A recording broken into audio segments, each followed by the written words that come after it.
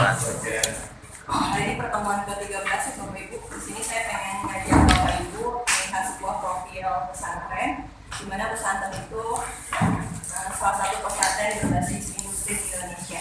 Tapi sebelumnya saya ingin membahas, ini pernah saya bahas di pertemuan pertama, kita balik lagi ke pertemuan awal-awal kita pernah bertemu di mana? Secara online. Ini tentang salah satu undang-undang pesantren yang saya anggap pesantren itu harus menjadi salah satu lembaga pemberdayaan masyarakat, dan di mana nanti ada salah satu profil pesantren Asiriyah Nurul Iman Al-Bogor. Itu salah satu pesantren yang memiliki networking terbaik berbasis industri juga di Indonesia. Ini pasti sudah pada tahu Bapak Ibu, mulai dari pengertian pesantren itu memang awalnya lembaga yang berbasis masyarakat, yang didirikan oleh perorangan, yayasan, organisasi masyarakat Islam, ataupun masyarakat yang betul-betul ingin menanamkan keimanan, ketakwaannya kepada Allah Subhanahu wa Ta'ala. Tujuannya jelas, yang pertama, didirikan pesantren itu ingin membentuk individu yang unggul di berbagai bidang, jadi bukan hanya bidang agama saja sesuai dengan undang-undangnya, tapi juga di berbagai bidang. Yang kedua, itu dapat membentuk pemahaman agama dan keberagaman yang moderat. Secara itu moderasi beragama sedang betul-betul dicanangkan sama pemerintah kita. Yang ketiga, itu meningkatkan kualitas hidup masyarakat yang berdaya. Jadi setelah lulus dari pondok pesantren itu, diharapkan santri memang betul-betul berdaya dan siap. Lalu untuk fungsinya, sebetulnya ada 3 fungsi pesantren. Yang pertama, kita lihat dari segi pendidikannya. Jelas, pesantren didirikan untuk membentuk santri yang unggul dalam mengisi kemerdekaan Indonesia, dan pastinya itu mampu menghadapi perkembangan zaman. Perkembangan zaman di sini jadi bukan cuma ahli di bidang agama saja, tapi juga ahli di berbagai bidang. Yang kedua, kita lihat dari segi dakwahnya. Nah, pasti pesantren itu didirikan agar santri itu dapat mewujudkan Islam rahmatan lil alamin. Yang ketiga, dari segi pemberdayaan masyarakat, ini yang akan kita bahas. Pemberdayaan masyarakat yaitu penyiapan sumber daya manusia. Yang pertama yang mandiri, memiliki keterampilan supaya dapat berperan aktif dalam pembangunan. Kita lihat pesantren jika dilihat dari subjek pemukit strategisnya, itu ada gambar segitiga saya buat. Segitiga pertama itu menjelaskan bahwa banyak sekali sebetulnya pesantren. Ini tahun 2019 saja ada sekitar 29.000 pesantren dengan kapasitas santri dengan 354.000 pendidik dan tenaga kependidikan, dan juga 90 juta keluarga santri. Banyak sekali kan di Indonesia yang pesantren, bahkan santri dan ribuan pendidik dan tenaga pendidikan di Indonesia ini. Maka dari banyaknya pesantren tersebut, saya buat menjadi sebuah segitiga. Level pesantren yang pertama itu di mana pesantren itu harus menjadi pendidikan berkualitas untuk semua.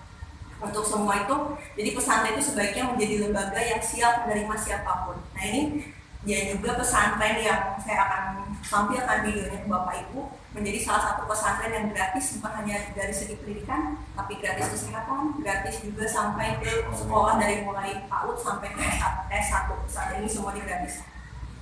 Itu betul-betul sesuai dengan undang-undangnya, bahwa pesantren itu menjadi lembaga yang menerima siapapun untuk berproses tanpa melihat latar belakang ekonomi pertama, keadaan fisik santri, dan juga tetap menjaga kualitasnya dengan segala kekhasannya. Karena pesantren itu termasuk lembaga yang memiliki ciri khas. Yang kedua, kita lihat dari aspek akselerator pembangunannya. Pesantren itu harus terus bergerak secara mandiri, jadi bukan hanya tergantung oleh bantuan-bantuan operasional dari pemerintah, tapi pesantren juga harus siap mandiri dengan adanya operasi pondok pesantren, dengan pesantren yang siap memiliki berbagai bisnis berbasis industri. Untuk apa? Nantinya pesantren itu bisa menjadi pusat pertumbuhan lokal, sehingga betul-betul bisa berdaya di sekitar masyarakatnya.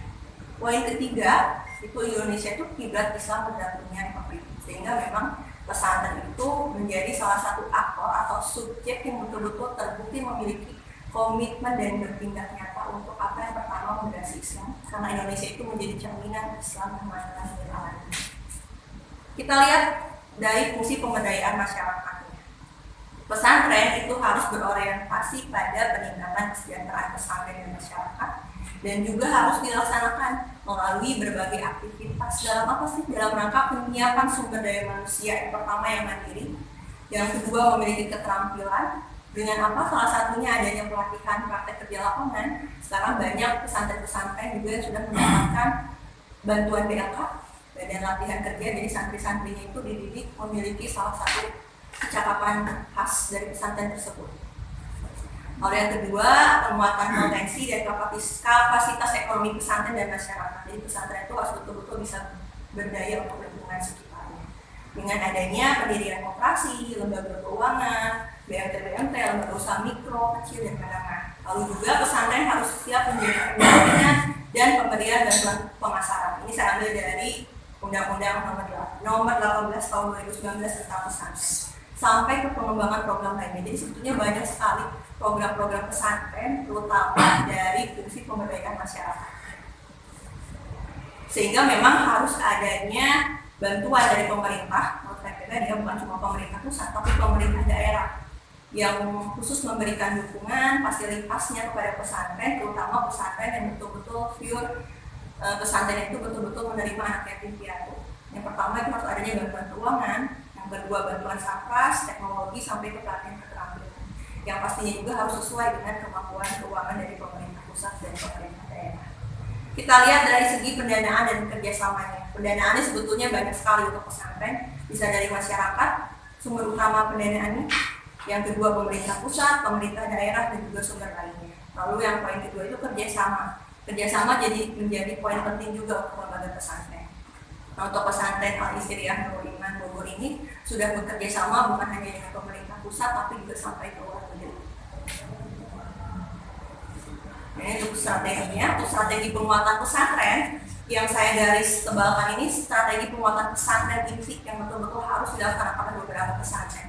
Yang pertama, pengembangan potensi ekonomi pesantren. Pesantren itu harus memiliki lembaga ekonomi, setidaknya satu lembaga ekonomi, supaya pesantren bisa mandiri, tidak tergantung dengan bantuan-bantuan dari pemerintah pusat atau pemerintah daerah. Yang kedua, harus adanya sinergi. Sinergi apa? Itu sinergi pengembangan antara life skill dengan pendidikan vokasi. Karena banyak pesantren-pesantren di Indonesia itu yang sudah melaksanakan life skill tapi tidak bersinergi dengan pendidikan vokasi. Jadi kadang-kadang pengajarnya hanya basicnya itu basic agama ustadz yang tidak memiliki karakter profesional, jadi bukan ahlinya gitu ya di bidangnya. Sebaiknya pesantren itu memiliki salah satu SDM yang khusus memiliki keahlian untuk mengurus life skill di pesantren. Nah itu yang betul-betul dihadirkan oleh pesantren ini. Nanti kita lihat sama-sama. Ini untuk potensi ekonomi pesantren, ini saya ambil dari MIS Ditjen Pendidikan Islam di tahun 2019.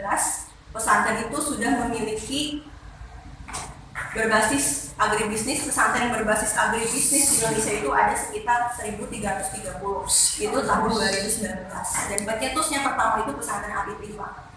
Lalu yang kedua, dari segi vokasional baru 102 pesantren. Yang memiliki koperasi dan UKM itu sudah sekitar 1.197, perkebunan 964, peternakan 800-an, olahraga 700, seni budaya 600, teknologi itu masih sedikit, teknologi vokasional masih sedikit. Pesantren yang memiliki keahlian vokasional dan teknologi masih sedikit di Indonesia ini. Yang terbesar itu agribisnis.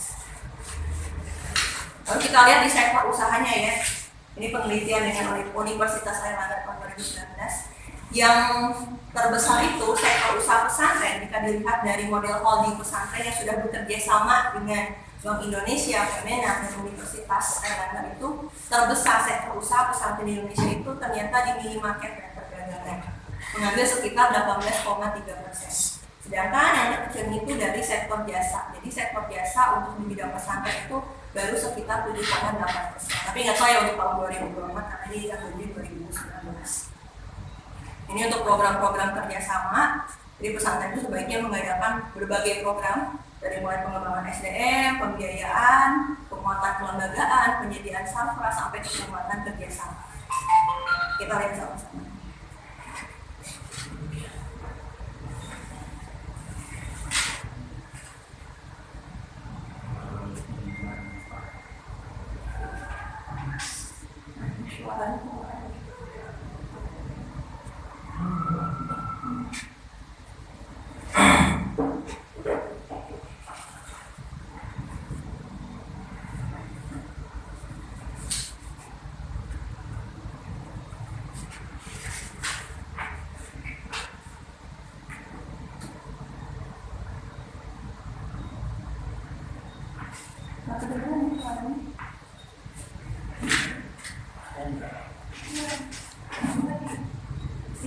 Eta yang remote gitu.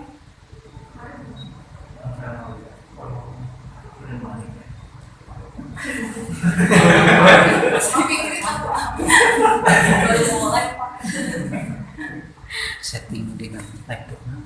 Coba Pak, main coba. Silang kuning. Oh, di laptopnya udah suaranya udah besar. Itu ada teksnya.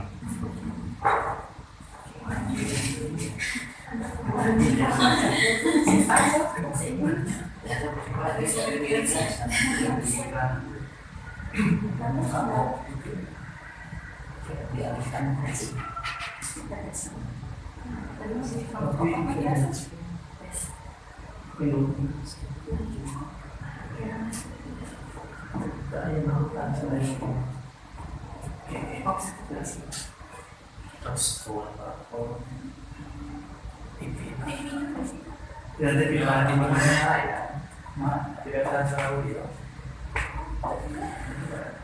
Kalau kita sudah Yang bukan harus kita masih. Ini orang Masih kepalanya.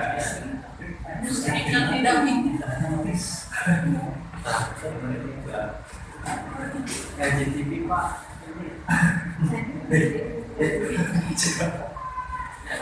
Mulai pas tingkat 14%. Kamari gitu ya, nyambung baik. Bahasa Jung nih, bahasa Jung itu biasa. Gimana laptopnya? Nggak laptop, nyambung. Di mana jadi Pak? ini nggak ada bisa, tetap nggak ada suara. Dupi dina yeuna ya, muncul tuh. Dina Kalau punya udah. kalau beli waktu sejumlah juga ya. Di mana yang berlaku? Yang sama juga nggak ada suara. Tuh kayak Kan belum ada laptop. Oh ada keluar. Laptop. Mana mau di depan? Silakan bantu. Tapi saya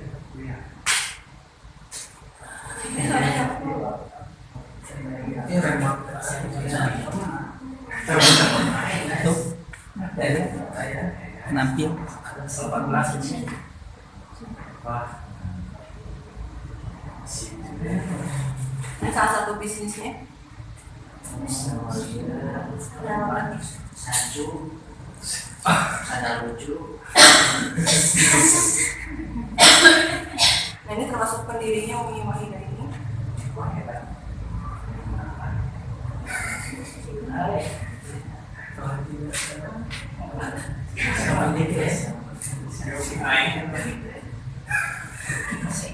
Ada teksnya kan di bawah.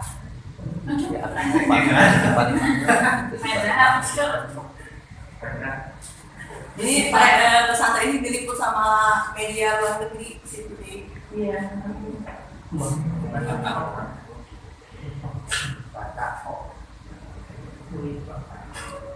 Itu punya sekitar 59 bisnis dari tahun 98. Tahun awalnya 98 itu bisnisnya ada 29, lalu sekarang 59 bisnis. Jadi ketika Habibnya meninggal, suaminya meninggal, diserahkan semua ke Umi Wahida, berjalan sampai 59 bisnis. Dan semua itu gratis, nggak berbayar dari mulai sampai S1 terapi atau lanjut. Si santri itu nggak boleh keluar. Jadi kalau misalnya santri masuk di SMP, di MTS-nya harus masuk lagi di MA-nya sampai ke S1 terus mengabdi juga di pesantren tersebut. Main apa dia biasa Bu? Saya sebut abdi mah biasana ekstrim di awal di restart. Soalnya di kampus opat mah biasa. Terus di kampus opat Maksudnya anu ayeuna dicobian di awal di gitu. Sanes di pariman eta Start point. dihurungkeun deui. Terus Pas ngahurungkeun teh tos nyambung sareng itu gitu. Oh, ini salah. Mohon sambil disolokkeun. kalau ke kamar. Maksudnya pas ngahurungkeun lagi pohon ya tos nyawa gitu terus nyambung. Jangan di oh.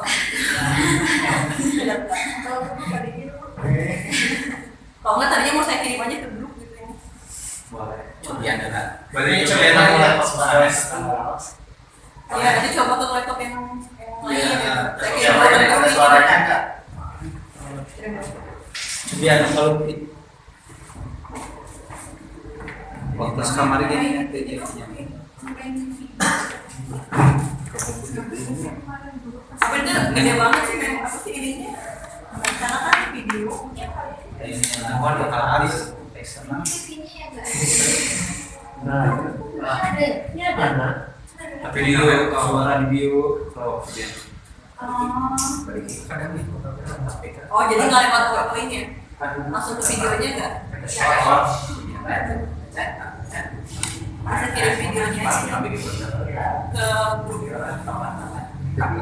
suara kamu terus dia kenalisan itu Terus nyambungin apa? empat tadi sama itu terbiasa di dia tes Ala-ala kita yang Biasanya pengaturan aja dia. Itu ya suara.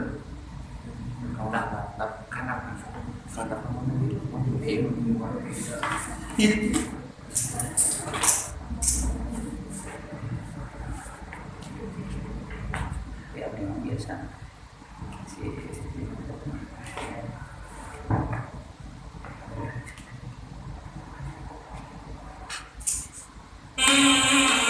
dia yang suaranya Kayak gini aja. Gimana? Laptopnya. laptop tenarik tadi TV mas make sense. dia mau yang sok cobian dia kan di awal Kemarin dalam pertanyaan dia ya. di restart dia langsung langsung yang di restart nah gitu Nah itu sama dia berhasil itu biasa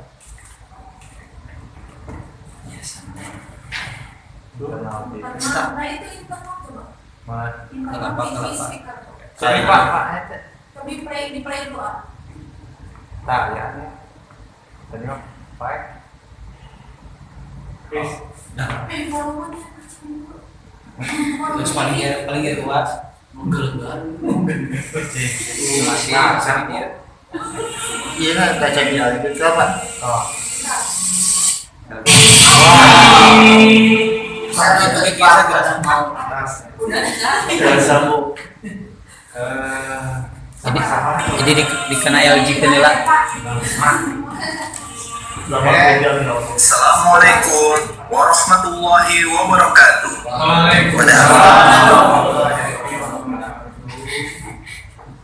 biasa 7 kena LG eta double klik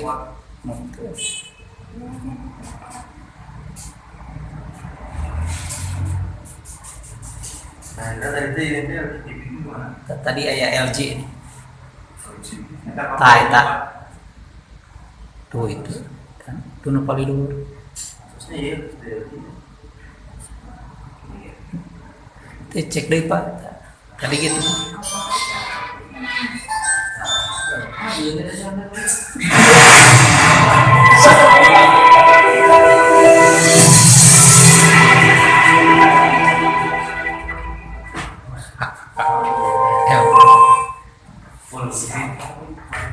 Kalau di sini nggak kegedean lagi.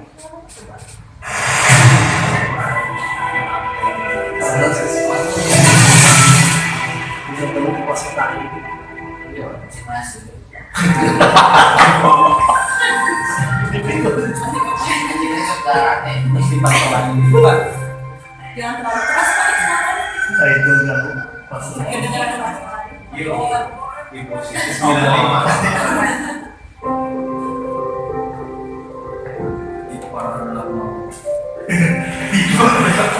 Kesuksesan hidup di dunia apabila kehadirannya mampu memberikan manfaat kepada orang banyak. Khairun nas anfa'uhum linnas.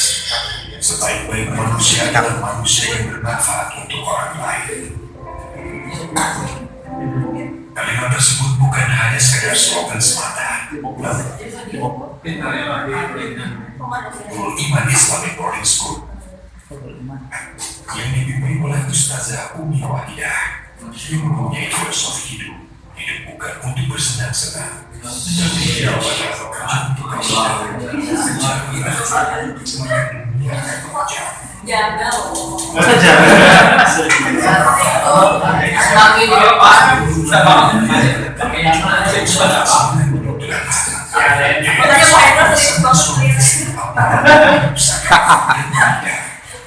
Kedua sosok ini kemudian akrab dipanggil Ustazah Abah dan Umi Wahidah.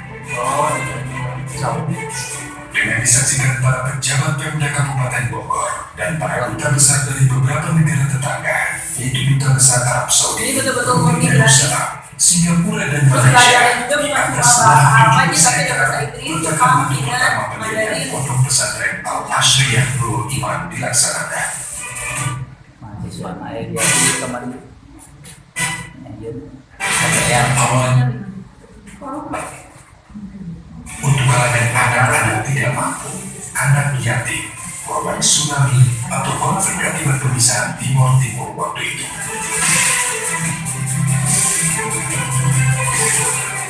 Sepeninggal Abah, Umi Wahidah dan para pengurus Nurul Iman bergerak cepat. Beragam langkah dilakukan agar Nurul Iman bisa tetap menjadi lembaga pendidikan Islam yang gratis tapi berkualitas tinggi. Bagi kami itu, kami memang dididik sama almarhum Habib, hidup itu adalah untuk Allah. Itu yang kita. Jadi hidup itu adalah nyawa Allah, ini Rasulullah SAW. Tapi bagi saya, ini mah hidup adalah niat Islam. Jadi itu yang selalu diajarkan Habib. Pesantren ini kemudian mulai melesat dalam kurun 2012-2015.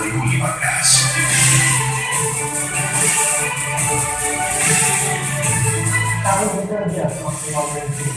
Kami tingkatkan kualitas produksi kami. Kami percantik lagi semua produk-produk yang kami miliki agar bisa diterima oleh konsumen masyarakat dan juga oleh wilayah kita. Dan insya Allah produk kami pun bisa diterima hingga mancanegara dan seluruh keuntungan dari produk-produk yang kami produksi, yang kami pasarkan, yang kami jualkan 100% keuntungan yang akan masuk di pondok pesantren Al-Iman untuk jalan mantap.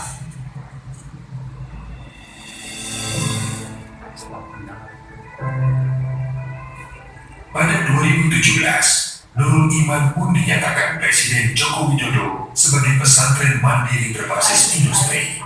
Dan senang sekali juga industri dengan pondok pesantren yang dipimpin oleh belajar bermitra itu sangat strategis. Jadi 2017 itu pesantren sudah penghargaan menjadi salah satu pesantren berbasis industri. Proses outsourcing dan fintech Jadi keuntungannya juga keuntungan itu menggunakan kelas, harus masuk ke situ dan ada individu. Industri di sini mulai dari pabrik pembuatan beragam roti hingga air minum kemasan. Bahkan Nurul Iman memiliki banyak aset, di antaranya kebun kopi dan kayu di Sumatera hingga saham di dunia pertambangan. Bagaimana mengelola bisnis-bisnis pondok secara profesional, akuntabel, dan transparan. Nanti bisa bapak-bapak kita observasi ketemu langsung sama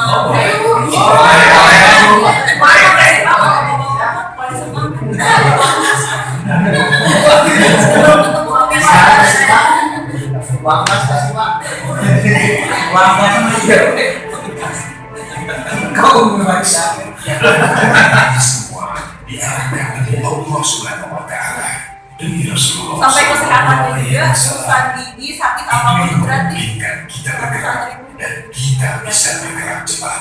Ingat, saya tidak pernah meninggalkan bangsa. Yang saya tinggalkan adalah wakaf. Semua itu bukan satu.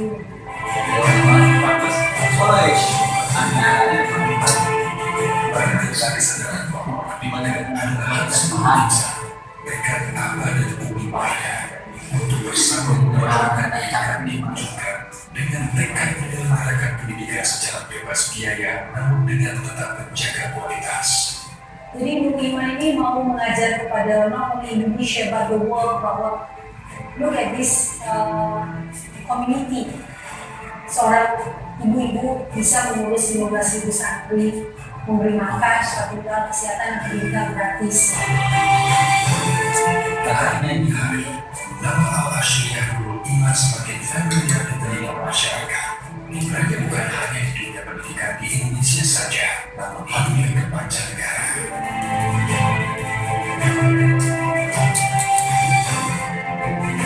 Setiap harinya pondok pesantren ini bisa menyediakan 7 ton makanan untuk 15.000 santri. Pesantren juga digunakan untuk bekal pendidikan. Ibu-ibu itu bukan hanya untuk di pondok, tapi untuk ketika mereka keluar dari pondok, mereka tahu bagaimana membawa bisnis secara fakonah, amanah, safety, tujuannya untuk tabligh, untuk apa.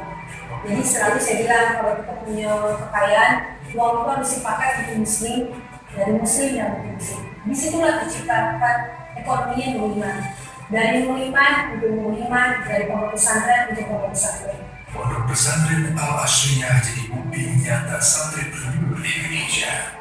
Sebab santri juga diajarkan berwirausaha. Edukasi gratis yang didanai oleh Social Entrepreneurship di usaha seperti pabrik rokok. Ya, perikanan. Di sini menunjukkan bahwa gerakan kewirausahaan akan melahirkan institusi pendidikan yang kuat yang membuka lapangan kerja seluas-luasnya. Pondok pesantren ini bertujuan untuk mendidik santri menjadi seorang pemimpin. Dia juga ingin melahirkan pengusaha mandiri. Tujuan kami adalah supaya bangsa Indonesia ini menjadi bangsa yang alim, menjadi bangsa yang pintar, yang pendidik. Tetapi bukan hanya alim, tapi harus menjadi bangsa yang kaya-raya. Kayanya dari mana? Dari usaha, dari dagang seperti Rasulullah SAW. Karena daya juang yang terus kita bisa turun iman, harus kita dukung supaya memang dari sisi agamanya, dari sisi wirausahanya, juga dari sisi kemampuan mendidik anak-anak semuanya itu semakin kuat. Insyaallah dengan kekuasaan Allah itu kita bisa memajukan semuanya. Amin amin ya rabbal alamin. Yang paling menarik adalah para siswanya yang diajarkan 4 bahasa, yaitu bahasa Arab, Inggris, Jepang, dan Mandarin. Sehingga begitu lulus, para santri di sini punya kemampuan ragam bahasa yang hebat. Para santri juga dididik agar memiliki kemampuan di bidang bisnis. Sehingga telah begitu lulus, mereka tak cuma bisa jadi ustaz, tapi bisa jadi pebisnis handal. Bahkan kalaupun jadi ustaz, santrinya siap ditempatkan di daerah terpencil hingga daerah perbatasan sekalipun. Itu yang kami ingin supaya santri-santri kami, anak-anak kami bahwa mengerti bahwa ketika Anda mencintai Allah, Anda harus berani berkorban karena cinta bersama. Love is a sacrifice. Cinta itu adalah pengorbanan. Dan buktikanlah pengorbanan Anda. Kalau Anda bilang Anda cinta Allah, Anda cinta Rasulullah SAW, Anda cinta Islam, dan buktikan Anda pengorbanan Anda. Kalau kami, insya Allah dari santri-santri ini kami didik mereka harus menjadi syuhada. Mereka harus jihad melawan kemiskinan, jihad melawan kebodohan. Itu yang paling penting. Jadi mereka harus jadi orang pintar, orang alim, orang pandai, dan mereka harus jadi orang kaya. Kaya di luar usaha.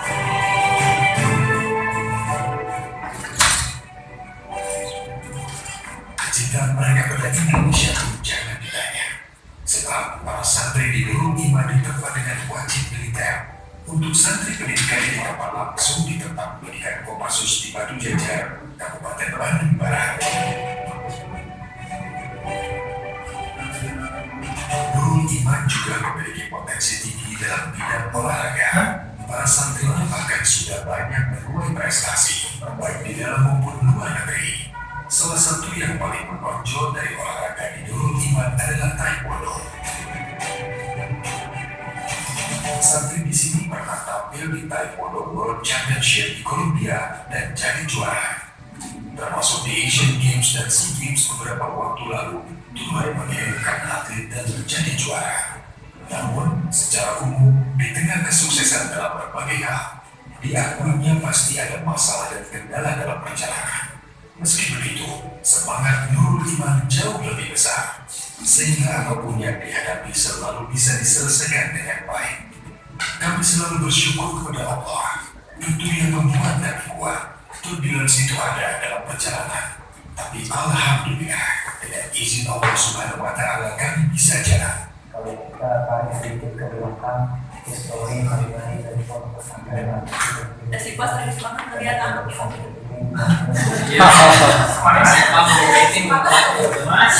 Mungkin di Cikajang si Pak.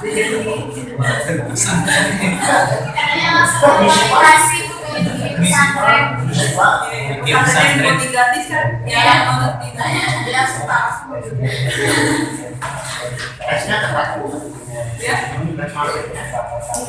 seketat yang pesantren yang kita datangi waktu itu.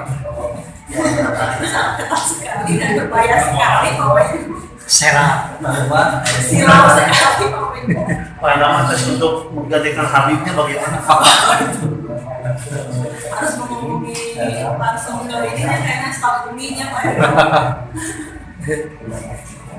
Pesantren Al-Asyriyah Nurul Pokoknya anak pertamanya Budi mempunyai visi yang besar, tekad yang pertama seperti yang diamanatkan oleh Allah sebagai pendiri.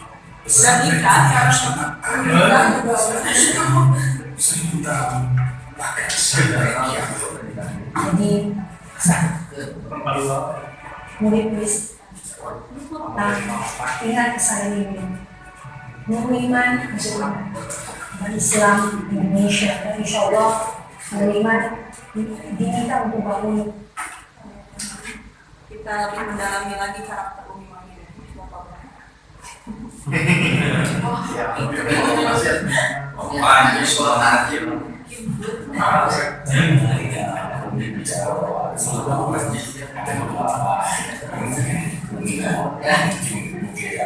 Bisa dikasih Pak tadi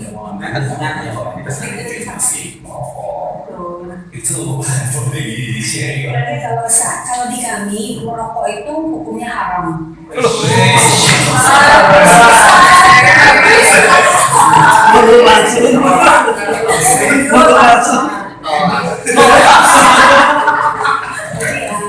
tadi Kalau di mama jangan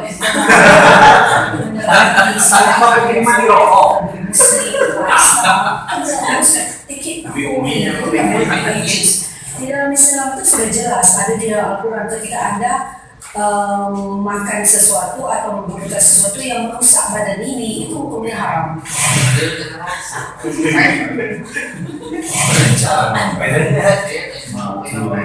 Untuk makan aja. Iya, that's why sama suami itu kami harus punya sawah. Alhamdulillah sawah kita sekarang ada 200 hektar.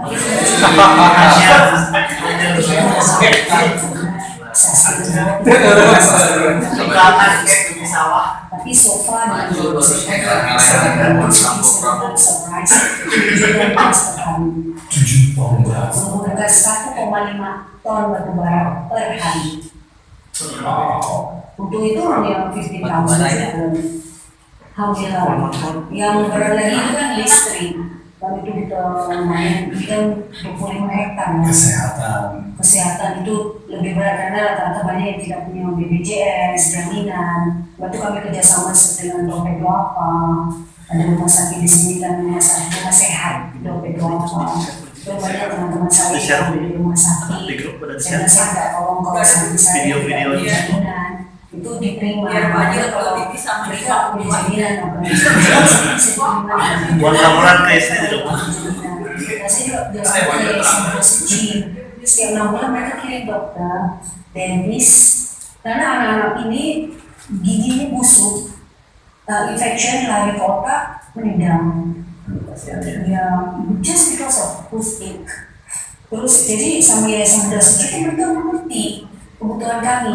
Mereka tidak mau, dan saya itu senang dengan semua agama. Kan saya kerjasama dengan Yayasan Bunda Suci itu kan Taiwan, terus dengan Japanese, dengan Koreans, of course dengan banyak Muslim organization. Tapi saya paling senang kerjasama dengan beda agama dengan beda negara interfaith collaboration yang masih sama.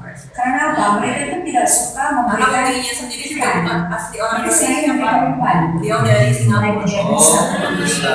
We have 4 businesses with the Japanese company.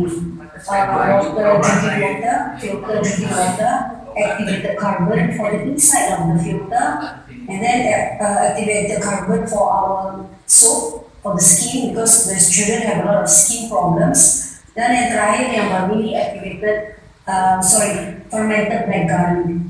Jadi untuk kesehatan, kekuatan itu dari situ. Dan itu kemarin saya karena because of COVID mereka nggak bisa datang, mereka tanya saya, mau bisnis apa lagi? Jadi mereka senang gitu. Jadi mereka mendatangkan teknologinya, the professor, mereka Profesor ABJ dari Jepang didatangkan untuk mengajar kami memproduksi activated carbon yang paling bagus sekali sudah dites di Scofindo, karena kami akan ekspor ke Malaysia.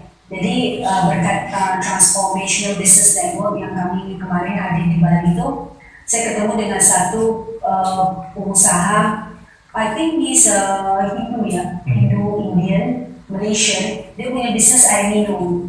Jadi dia punya filter water itu for orang-orang Iban, orang-orang di pedalaman orang-orang Dayak di Sarawak dan Sabah. Saya bilang dengan dia selama ini Anda beli activated carbon itu dari mana? Saya beli dari China, mahal. Saya bilang mau nggak beli dari saya punya buatan Indonesia tapi teknologi from Japan. Sampaikan kukunya untuk menjadikan the perfect activated carbon itu dari Japan.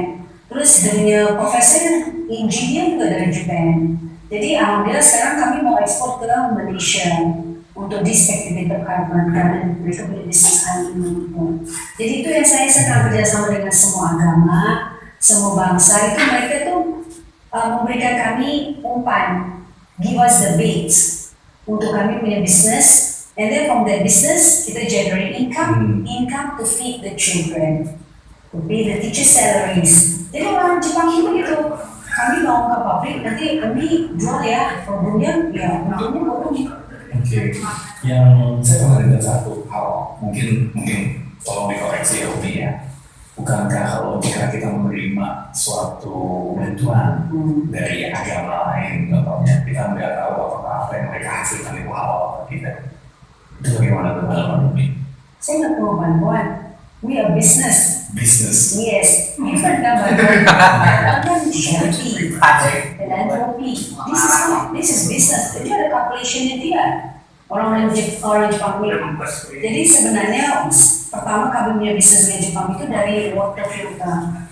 Jadi mereka itu karena melihat banyak anak-anak pondok yang minum air kita harus rebus air kan banyak habiskan energi. Mereka bilang mereka akan bangunkan ini community drinkable tap water. Satu hari bisa minum 8.000 orang satu filter itu. Jadi modelnya seperti kalau kita pergi Mekah, kita buka keran, kita bawa botol, minum air zam-zam. Ya. Jadi anak pondok ini bawa aja cangkir, gelas, satu botol, kita buka keran, minum. Jadi nggak perlu bungkus. 8.000 orang bisa minum per hari. Tapi orang Jepang ini as a business people, dia bilang biayanya 1 miliar. Saya bilang saya nggak mampu untuk bayar 1 miliar, tapi karena dia lihat anak-anak di sini juga anak-anak gratis kan, dia bilang oke, saya carikan bantuan dari pemerintah Jepang. Jadi pemerintah Jepang yang dana yang pertama. Tetapi ketika orang-orang dari pemerintah Jepang datang ke sini, mereka survei ke sini, ternyata waktu itu saya punya masalah dengan ahli waris kan yang namanya suami menikah, banyak yang datang minta warisan ya. Padahal suami saya pesan, saya tidak pernah meninggalkan warisan. Yang saya tinggalkan adalah wakaf. Wakaf itu buat makannya santri. Jadi tidak ada yang bisa dibagi inheritance. Everything is wakaf. Jadi akhirnya pemerintah Jepang tidak jadi kasih bantuan 1 miliar untuk air minum. Jadi nak ke kawasan ini kasihan biar saya bilang nggak apa-apa Umi. Saya kasih buat CSR-nya saya punya company. Terus saya juga kasihan dengan anak kawasan. Dan anak kawasan ini kita kan beda agama, beda negara. Terus kita just match. Tapi dia kasihan dia anak-anak ngomong. Terus saya bilang gini lah anak kawasan. Saya jualkan dia punya mesin, saya bilang nanti kita hitung itu even, jadi saya nggak ada utang dengan Anda dan this is not donation, this is not CSR or whatever, saya bilang this is pure business. Wah senang dia. Akhirnya Saya dipercaya sama Bank of Indonesia.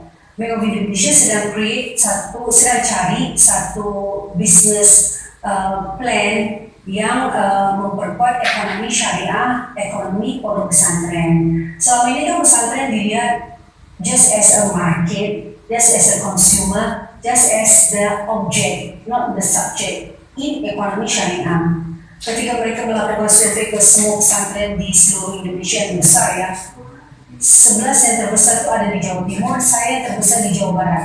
Satu-satu yang terbesar di Jawa Barat hanya sampai di 15.000. Hanya mereka pelajari ekonomi syariah dari pesantren-pesantren ini.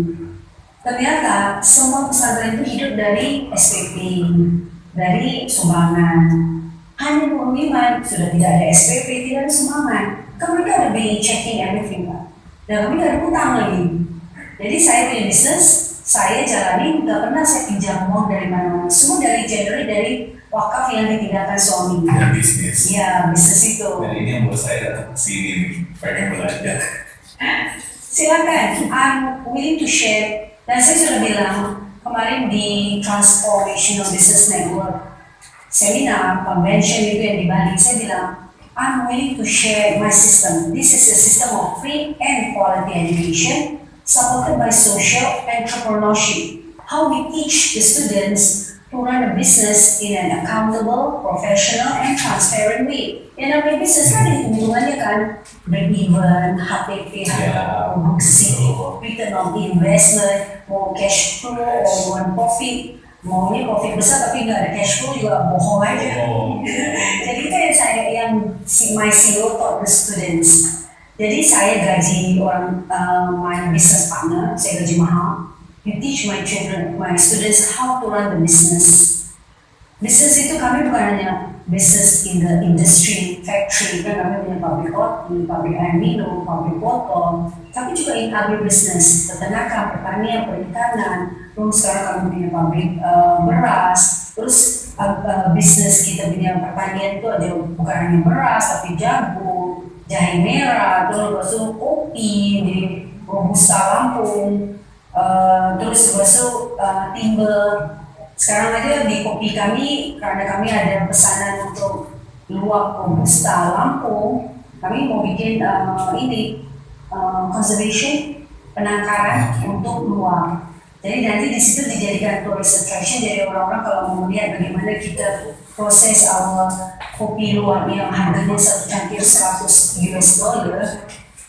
Jadi itu saya nanti akan punya luwak center, kopi luwak center di Lampung Barat. Jadi di situ ada masjid, nanti ada kafenya, jadi kalau orang datang bisa mau sholat, bisa minum kopi di situ, dan di situ nanti ada tempat penangkarannya luwak. Karena kalau itu tidak boleh dipaksa, hanya diberikan kopi. Dia harus makan buah, jambu merah ya, terus ada jackfruit, buah nangka, harus dikasih durian, jadi harus semua macam-macam. Karena kalau kita paksa dia harus makan kopi aja, terus disimpan di dalam cage, kita nggak bisa ekspor ke Korea. Terus mereka kan ada mungkin ya itu ada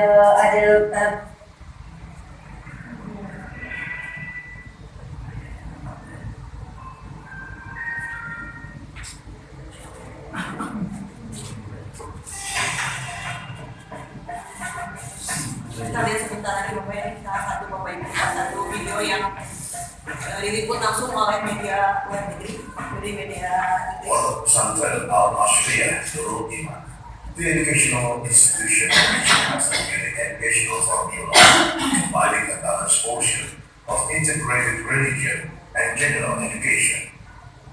This pesantren is not only create a religious country, but also entrepreneurship as priority. Jadi pendidikan bagian dari wirausaha. Karena di wirausaha itu sudah mendidik mengelola bisnis secara profesional, accountable dan transparan. Di pendidikan juga kita bisa mengajarkan bagaimana menjadi manusia yang fatona amanah sidik, tujuannya atau apa. Jadi di situ tapi maunya sampai kami murid-murid lulusan dari Iman harus menjadi pengusaha, menjadi pedagang. This is based on Sunnah Rasulullah Sallallahu Alaihi Wasallam, that suggested Muslims to do trading. In one hadith is saying that that business is trading because there is 90% of livelihood rates. Jadi ketika mereka keluar dari rumah mereka harus berusaha atau pedagang. Karena apa? Karena itu adalah profesi para nabi dan para rasul. Kan nabi-nabi adalah pedagang.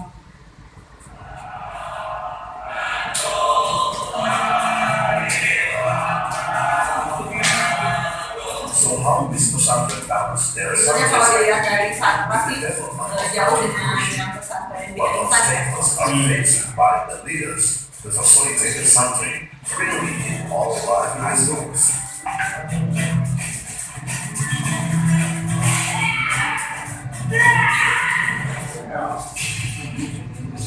On June 16, 1990, located in Wal Jaya village on the southeast Bogor Regency, West Java, the early form of Father Pesantren Al-Ashriya Nurul Iman was established. The founder are Habib Sadeh and his wife Umi Wahidah.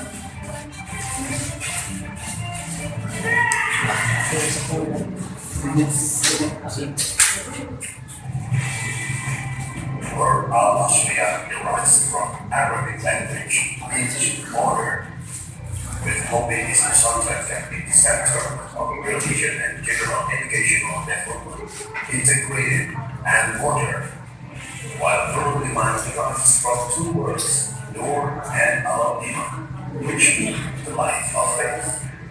It is expected that all the subjects who learn here can become ulama or scientists who has a credible ability in religion and general knowledge. Jadi almarhum suami bilang, Wahid, yuk kita mengungsi ke villa. Ini villa yang kami hanya rumah ini 21 kamar dengan tahan kuburan Cina untuk selain 3.000 meter dari tahan ini, dari rumah ini. Waktu kami di sini, almarhum suami bilang, Wahid, kesian anak-anak di sekitar sini banyak yang tidak sekolah, apalagi anak-anak perempuannya. Sama saudara, Wahid, buka aja pesantren kecil-kecilan di rumah kita, kan ada 21 kamar di dalam masih ada kamar lagi. Siapa yang mau mondok, silakan. Jadi waktu itu Habib punya teman, itu orang kaya. Itu dia bilang, Bib, saya itu tidak punya pesantren, tapi saya punya uang, saya bisa mendanai anak-anak yatim piatu yang dari Gang Aceh. Jadi dia bilang nggak apa-apa, saya terima. Jadi dia bayar 500 anak pertama naik kapal. Jadi anak pertama kami adalah anak-anak yatim piatu Gang Aceh, laki dan perempuan. In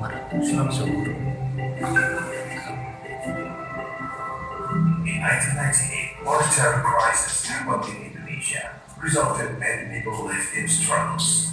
At that time, Habib Sadeh felt very sad and concerned. So many teenagers dropped out of school and couldn't continue to university.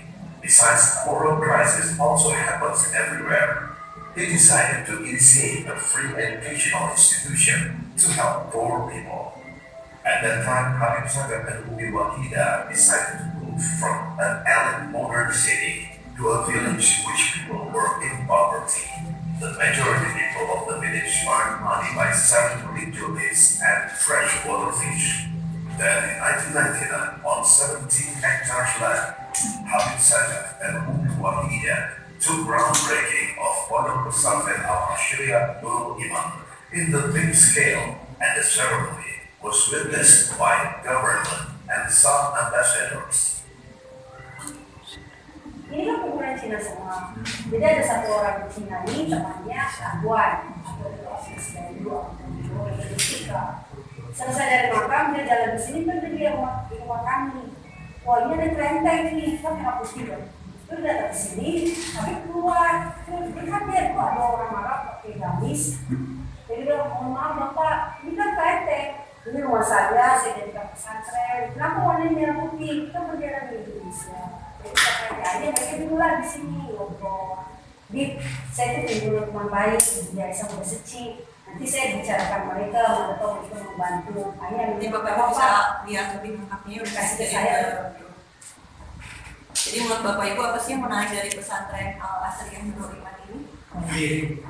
Mandiri. Bisnisnya Ya mandiri. Selain bisnis tak sampai yang bisnis. manajemennya.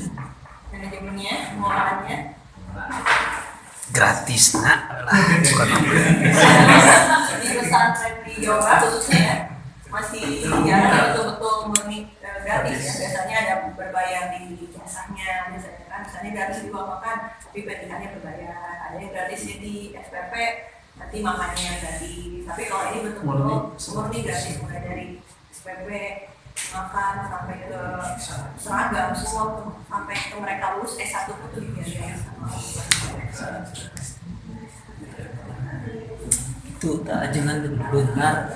Jadi sebetulnya konsep pesantren bermutu itu tidak perlu berbayar juga bisa dibuktikan ya sama Umi Wahidah sama pesantren yang bahwa yang berkualitas itu tidak identik berbayar ternyata, tapi beliau bisa mengelola bisnisnya dengan 59 bisnis, keuntungannya semua diberikan untuk jadi guru, untuk makan santri, sarkas. Tapi memang kalau dibandingkan sarkas di Bina Insan Mulia memang jauh sekali sih. Kalau lihat tadi ini video itu tahun 2019 dan sekarang pun tahun 2024 tidak ada berbeda, sarkasnya masih seperti itu. Berbeda dengan Bina Insan Mulia ya, sarkasnya kan bisa kita lihat Bapak Ibu berbeda lah dengan pesantren ini, tapi kualitas dari pelayanannya ini yang bisa dilihat karena lulusannya juga bukan hanya lulus S1 itu bukan hanya tapi tetap bukan hanya bekerja di Indonesia, tapi juga ada yang sampai ke Jepang, ada yang sampai ke Thailand dari lulusan dari STAI dan sekolah tinggi Nurul Iman itu. Jadi kalau kita kaitkan dengan materi yang dibahas hari ini tentang pesantren sebagai lembaga pemberdayaan masyarakat, ini salah satunya pesantren yang betul-betul bisa memberdayakan masyarakat sekitar. Karena dengan adanya didikan pesantren ini, masyarakat sekitar juga betul-betul sangat terbantu karena Nurul Iman juga bukan hanya membuka pesantren, tapi juga membuka lembaga mikronya, BMT-nya. Selain pesantren di Sidoarjo, Jawa Timur, itu Jawa Timur banyak pesantren yang memiliki BMT. Salah satunya kalau di Jawa Barat ini pesantren Nurul Iman, jadi betul-betul membantu masyarakat sekitar. Lalu apalagi Bapak Ibu jika dikaitkan dengan undang-undang pesantren yang betul-betul sesuai dengan karakteristik pesantren Nurul Iman ini. Kalau kita lihat di Undang-Undang Pesantren Nomor 18 Tahun 2019, di tujuan awalnya didirikan pesantren itu kan ingin membentuk Perhormatan dan alam di berbagai bidang. Tadi rahmatan dan alamnya betul-betul Karaos ya teman Karaos bisa. Karaos dibandingkan anak pesantren. Ya Karaos. Tanpa diskriminasi. Lalu dilihat dari pemberdayaan masyarakatnya, SDM-nya tadi kata Pak Jasir mandiri ya. Jadi betul-betul pesantren itu pesantren mandiri karena memiliki 59 bisnis. Dari 29 itu terakhir Habib, masih ada Habibnya itu tahun 2010, 29 setelah Habib meninggal semakin maju lagi, semakin berkembang lagi dikelola oleh UI-nya menjadi 59 bisnis. Jadi kalau kita lihat dari poin-poin fungsi pesantren, salah satunya memang adanya pendampingan dan pemberian bantuan pemasaran terhadap produk masyarakat. Jadi ketika masyarakat memiliki produk, terus mengajukan bantuan ke BMT di Nurul Iman, itu betul-betul murni dibantu oleh UI. Sehingga memang ada pendampingan, pemberian bantuan juga kepada masyarakat sekitar.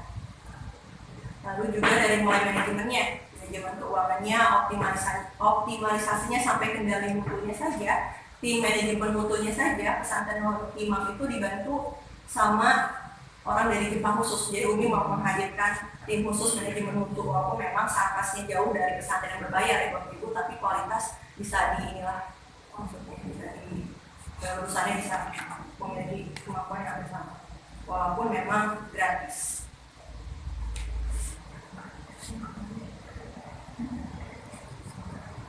Jadi kita bisa mengambil kesimpulan bahwa undang-undang pesantren itu sebetulnya Bapak Ibu itu bisa memberikan ruang sekaligus mengandung amanat bagi negara, apakah itu upaya reformasinya, afirmasinya, fasilitasinya bagi pesantren. Sebetulnya dengan adanya undang-undang pesantren ini itu betul-betul bisa memberikan ruang kebebasan sebetulnya untuk pesantren. Ketika pesantren diberikan undang-undang, pesantren juga harus betul-betul bisa memanage lembaganya sehingga bisa bersaing dengan lembaga lain. Jadi walaupun memang pesantren tumbuh dan berkembang dalam fungsi pemberdayaan masyarakat, tapi pesantren itu jangan sampai meninggalkan apa yang menjadi core bisnisnya itu, rahmatan dan alam ini. Dan yang ketiga, pesantren juga harus selalu mengadakan kerjasama sinergi. Nah, tadi pesantren ini termasuk yang sering mengadakan kerjasama ya Bapak Ibu bisa dilihat. Tadi kerjasamanya ada dengan apa saja? Lintas agama. Soalnya itu jarang sekali terjadi pesantren yang mau bekerja sama dengan lintas agama. Yang kedua, dari pihak internasional juga dari Jepang, Thailand. Terutama itu sudah bekerja sama itu sering bekerja sama dengan Yayasan Buddha. Jadi gurunya itu, guru bahasa Mandarin itu diambil dari orang Yayasan Buddha, jadi lintas agama. Itu jadi adanya kerjasama dan sinergi antara lembaga itu betul-betul dibutuhkan untuk pesantren. Jadi bukan hanya pesantren dengan pesantren atau pesantren dengan sesama agama, tapi betul-betul kalau Nurul Iman ini bisa betul-betul ada sinergi bukan cuma antara lembaga tapi juga lintas agama. Ada yang mau ditanyakan Bapak Ibu? Minggu depan pertemuan terakhir ya. Pertemuan terakhir kita enaknya ngapain Bapak Ibu? Kapan kita kesana? Kemana? Kesana Bu. Membahas UAS. Kalau UAS itu soalnya dibuat sama Pak Marek. Pak saya membuat soalnya UTS. Jadi bukan saya yang buat. Kita bahas apa aja. Pertanyaan ini nggak tahu. Jauh-jauh. Kalau UTS itu saya yang buat.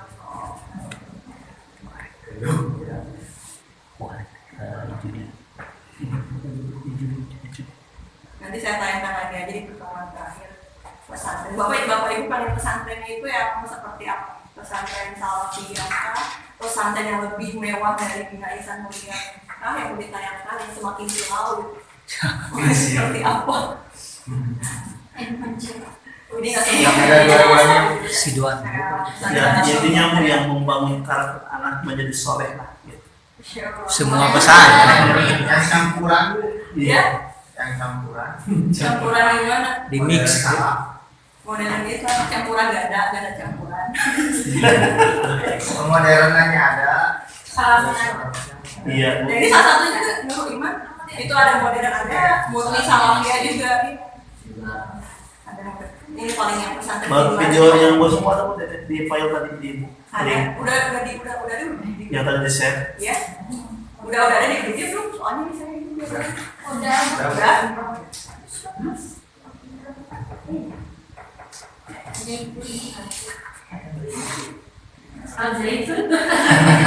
Oh, ayo kita bahas. Ya, boleh.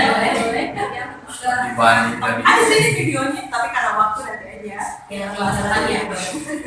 Yang terseret. Masih tidak. Tapi jangan sampai terseret ya ibu-ibu. Tapi kalau bapak-bapak mau nggak banyak generasi sebelah. kalau nggak ada yang ditanyakan, kayaknya cukup pertemuan kita hari ini Bapak Ibu. Nanti kita bertemu lagi di pertemuan terakhir. Itu nggak tahu sama saya, sama Pak Marek. Sama ini pertemuan itu aja. Sama itu aja. Ada juga di saya mas soal UAS Fakultas Kewirausahaan. Modal pesantren. Kalau yang SLP ini. Mohon maaf ya, ada salah kata. Assalamualaikum warahmatullahi wabarakatuh. Waalaikumsalam warahmatullahi wabarakatuh. Terima kasih Bu. Tadi pagi kita yang awal kiss. Apa yang menarik dari pesantren?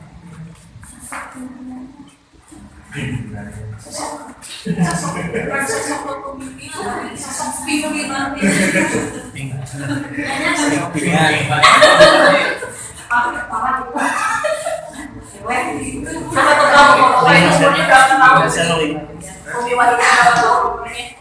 Empat lima anak Bu. Udah 50 lebih.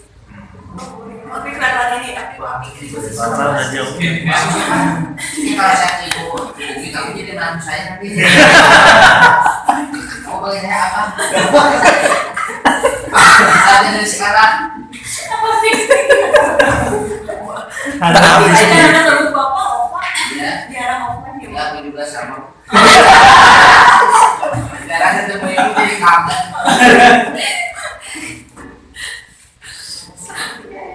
Ya Saya senata. baru lihat muka kopi. Imut ya. Amin amin.